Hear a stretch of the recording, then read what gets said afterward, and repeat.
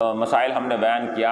اہم اور آخری چیز یہ ہے کہ اس آخری ایام میں شب قدر بھی اس مہینے میں آتی ہے۔ اس شب قدر کو بھی رمضان المبارک سے خاص نسبت حاصل ہے، اور چنانچہ وہ شب قدر الحمدللہ آج شام 27ویں شب کو شب قدر کے نام سے ہم اس کو یاد کرتے ہیں، اس کو اہتمام کرتے ہیں۔ وہ شب قدر اور لیلۃ القدر آج ہی کی شام میں وہ ہمارے سامنے ہمیں میسر ہوئی ہے۔ اس وجہ سے اس رات کی اہمیت اور اس کی قدر اور اس کی اہمیت کو پیش نظر رکھتے ہوئے ہمارا کام یہ ہے کہ یہ قدر والی رات جو ہم کو اللہ تعالیٰ نے عطا فرمائی ہے اس کی قدر کریں، اور یقیناً اللہ تبارک و تعالیٰ نے یہ لیلۃ القدر یہ امت مسلمہ کے لیے، حضور کی امت کے لیے اس رات کو عطا فرمایا ہے۔ اور یہ بھی بیان کیا گیا کہ یہ قدر والی رات ہے، لیلۃ القدر خیر من الف شہر، 1000 مہینوں سے بہتر ہے۔ اللہ تبارک و تعالیٰ نے اب روایتوں میں جو آتا ہے کہ لیلۃ القدر کو طاق راتوں میں تلاش کرو، 21، 23، 25 اور 27، 29، یقیناً یہ 5 راتوں میں تو یہ کسی بھی ایک رات میں اگر 5 رات جاگ لے گئے تو یقیناً ایک رات میں کیسا بھی وہ شب قدر آپ کو مل جائے گی۔ لیکن علماء نے، بعض محققین نے، بعض صحابہ سے بھی یہ اس کے آثار اور قرائن کو دیکھ کر انہوں نے ثابت کیا ہے کہ عموماً اکثر و بیشتر یہ شب قدر 27ویں شب کو ہوا کرتی ہے۔ چنانچہ ابی بن کعب رضی اللہ تعالیٰ عنہ وغیرہ نے بھی یہ بیان کیا کہ 27ویں شب کو ہوتی ہے۔ تو اسی وجہ سے، اور دوسری بات، بعض علماء نے، ہمارے بعض اولیاء اللہ نے یہ بھی بیان کیا کہ اللہ تبارک و تعالیٰ نے قرآن کریم میں سورہ قدر میں لیلۃ القدر کا 3 مرتبہ ذکر فرمایا۔ انا انزلناہ فی لیلۃ القدر وما ادراک ما لیلۃ القدر لیلۃ القدر خیر من الف شہر، 3 مرتبہ لیلۃ القدر کا استعمال فرمایا۔ لیلۃ القدر، یہ لیلۃ القدر کے الفاظ کتنے ہیں؟ الفابیٹ یہ 9 ہیں۔ یہ لیلۃ القدر، اس کے الفابیٹ الفاظ حروف اس کے 9 ہیں، تو 9 کو اللہ تعالیٰ نے یہ 3 مرتبہ استعمال فرمایا۔ اس کے اندر لیلۃ القدر، لیلۃ القدر، لیلۃ القدر 3 مرتبہ استعمال فرمایا ہے۔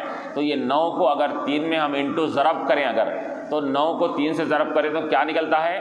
27 ہوتے ہیں۔ 9 تیا 27۔ تو علماء نے کہا کہ اللہ تعالیٰ نے 3 مرتبہ لیلۃ القدر استعمال فرما کر الفابیٹ سے ظاہر فرما دیا کہ یہ لیلۃ القدر 27ویں شب کو ہوا کرتی ہے اس کے اندر۔ تو اس لحاظ سے علماء نے اس کا ہر رات میں بھی اہتمام کرتے ہیں، لیکن خصوصی اہتمام یہ 27ویں شب کو کیا جاتا ہے۔ چنانچہ ہم یہ زمانے قدیم سے یہ رواج جاری ہے، حیدرآباد میں اور مختلف مقامات پر کہ ختم قرآن کا بھی اہتمام اسی وقت ہوا کرتا ہے۔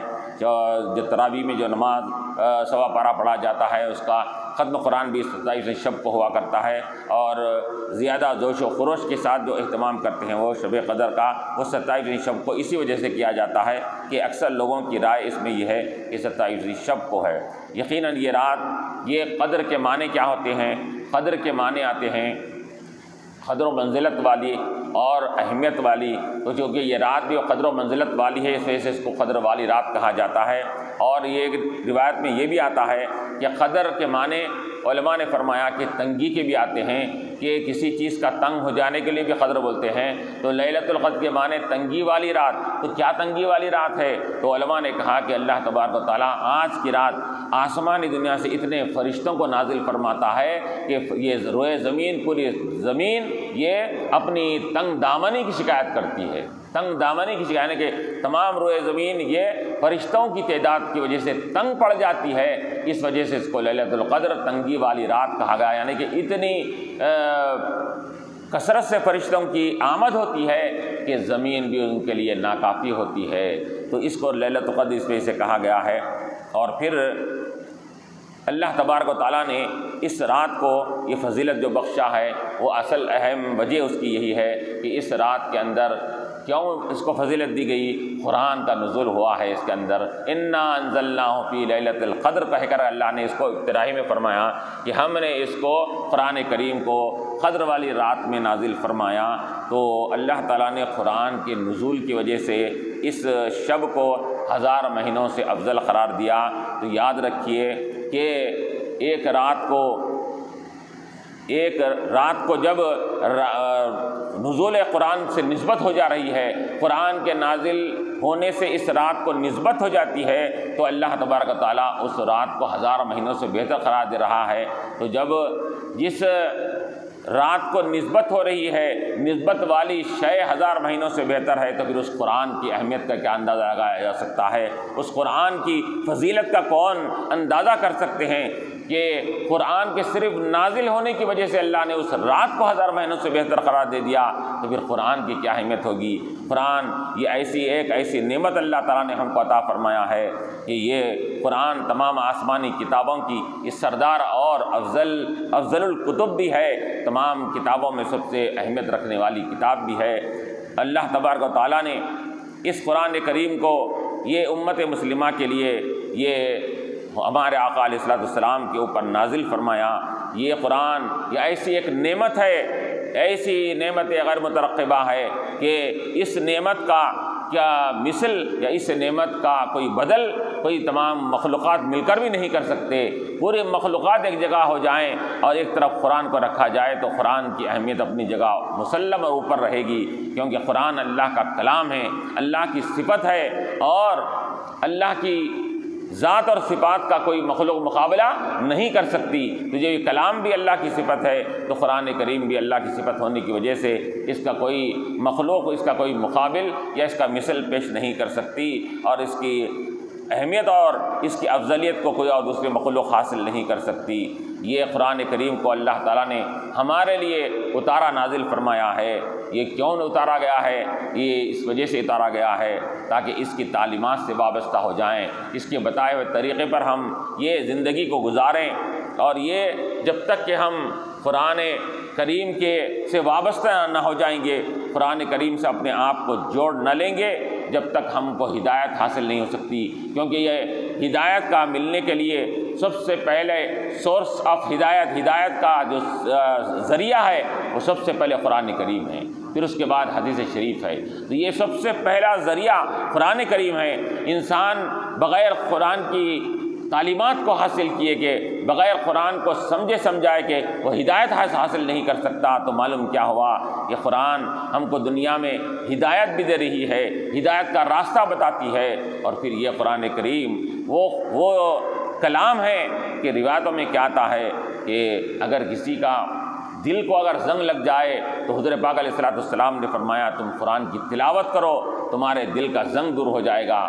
دل کے زنگ کو دور کرنے والی بھی قرآن کی تلاوت ہے۔ گناہوں کی وجہ سے جب دل پر زنگ پڑ جاتا ہے تو قرآن کی تلاوت جب کثرت سے کی جاتی ہے تو دل کا زنگ دور ہو جاتا ہے۔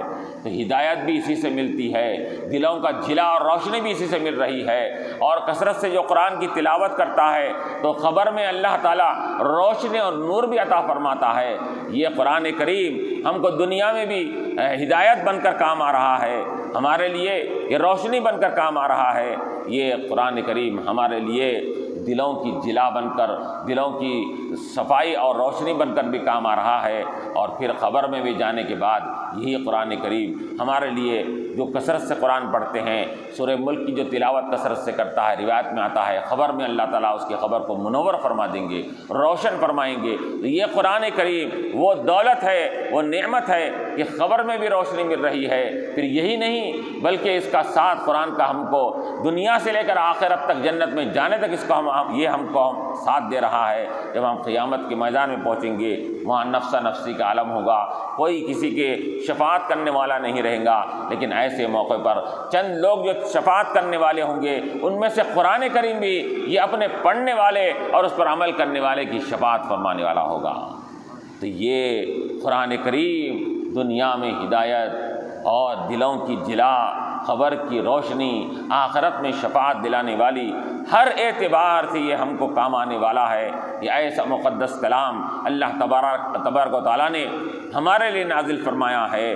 اب انسان کی نیک بختی اور سعادت مندی اسی میں ہے، اس کلام سے جڑ جائیں، اس کلام سے اپنے آپ کو وابستہ رکھیں، ہمارے اسلاف کی زندگیوں کو دیکھیں کہ کیسا وہ قرآن کریم کو اپنا اوڑھنا بچھونا بنا لیے تھے، اٹھتے بیٹھتے چلتے پھرتے یہ قرآن کی تلاوت کرتے، زبان سے تلاوت کرتے اور جسم اور اپنے اعضاء سے اس کا نمونہ بن کر لوگوں کے سامنے پیش ہوتے تھے۔ یہ قرآن کیا تعلیمات دے رہا ہے، وہ قرآن کی تعلیمات کا نمونہ اپنے آپ کو بناتے تھے اور قرآن کی تلاوت اپنی زبان سے جاری رکھتے تھے۔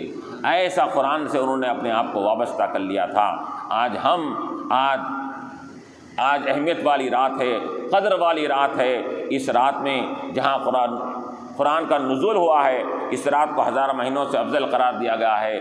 ساتھ میں یہ بھی بیان کیا گیا ہے کہ آج کی رات میں جو دعائیں کی جاتی ہیں اللہ تبارک و تعالیٰ دعاؤں کو بھی قبول فرماتا ہے۔ مخصوص 4-5 رات ایسی ہیں پورے سال میں کہ جس راتوں میں اللہ تعالیٰ دعاؤں کو خصوصی طور پر قبول فرماتا ہے، وہ ان راتوں میں شب قدر بھی ہے۔ شب قدر میں جو دعا کی جاتی ہے اللہ تبارک و تعالیٰ ان دعاؤں کو قبول فرماتا ہے۔ آج کی رات ہم کو جب میسر ہوئی ہے، ہم کو حاصل ہوئی ہے، تو ہم کو چاہیے کہ آج کے موجودہ حالات کے لحاظ سے، پینڈمک یہ وبائی امراض کے یہ زمانے میں، اس کے لحاظ سے ہم کو چاہیے کہ اللہ کی بارگاہ میں ہم دعا کریں، رجوع کریں اور اللہ کی بارگاہ میں گڑ گڑائیں۔ یاد رکھیے کہ دعا ایمان والے کا ہتھیار ہے، ایمان والے کا یہ ہتھیار ہے دعا۔ اور روایتوں میں کیا آتا ہے، الدعاء مخ العبادتی، دعا عبادت کا مغز ہے، عبادت کا نچوڑ ہے کہ انسان عبادت کرتا ہے، عبادت کرنے کے بعد جب دعا کرتا ہے تو عبادت کا نچوڑ وہ پیش کر رہا ہے دعا کے ذریعے سے۔ اور پھر یہ دعا یہ ایسی چیز ہے کہ یہ انسان کے برے وقت کو ٹال دیتی ہے، یہ دعا ایسی چیز ہے جو اللہ کے غضب کو ٹھنڈا کرنے والی ہوتی ہے، یہ دعا وہ ہے کہ جس سے اللہ تعالیٰ کا غضب اور اس کی ناراضگی دور ہوتی ہے۔ دعا یہ اللہ نے فرمایا ادعونی استجب لکم، تم مجھ سے دعا کرو میں تمہاری دعاؤں کو قبول کرتا ہوں۔ یہ دنیا میں ہم لوگوں کو دیکھتے ہیں کہ 1 سے 2 مرتبہ اگر کسی کے سامنے اگر ہم مانگے اور اس کو دستے سوال دراز کریں تو وہ ناراض ہو جاتا ہے، لیکن یہ خالق کائنات ہے، یہ دنیا مخلوق مانگنے سے ناراض ہوتی ہے، خالق کائنات نہ مانگنے سے ناراض ہوتا ہے کہ تم مجھ سے اگر نہ مانگو گے تو اللہ تعالیٰ ناراض ہو جاتا ہے کہ میں تمہارا مالک اور خالق ہوں، تم مجھ سے نہیں مانگ کر لوگوں کے سامنے پھر رہے ہو، اللہ تعالیٰ ناراض ہو جاتا ہے۔ تو جتنا مانگا جاتا ہے اس کے سامنے، جتنا گڑگڑایا جاتا ہے اللہ تعالیٰ اتنی دعاؤں کو اللہ تعالیٰ قبول فرماتا ہے۔ یہاں تک کہ آیا ہے کہ کوئی چیز ایسی نہیں ہے جو تقدیر کو بدل سکے، لیکن دعا کے اندر وہ قوت اور طاقت ہے، دعا کے اندر اللہ تعالیٰ نے وہ پاور رکھا ہے کہ اللہ تعالیٰ دعا کی وجہ سے تقدیر بھی بدل دیتا ہے۔ اس کے اندر تقدیر میں لکھی ہوئی چیزیں بھی اللہ تعالیٰ دعاؤں کی وجہ سے بدل جاتی ہے۔ اور کسی کے پریشانی کا اور مصیبت کا وقت اگر آ جاتا ہے، کسی نے دعا لے لیا تھا، کسی وقت میں کوئی دعا کر لیا تھا، وہ دعا آڑے وقت میں کام آ کر اس کی پریشانی کو دور کر دیتی ہے۔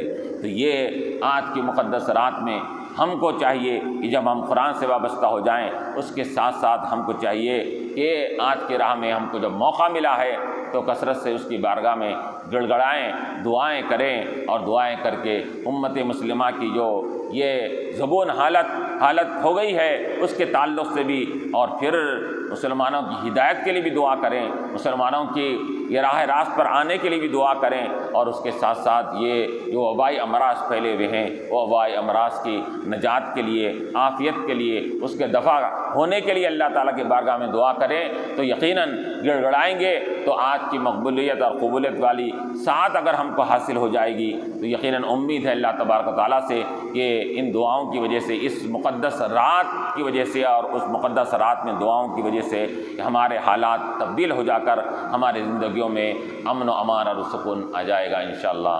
وآخر دعوانا الحمدللہ رب العالمین۔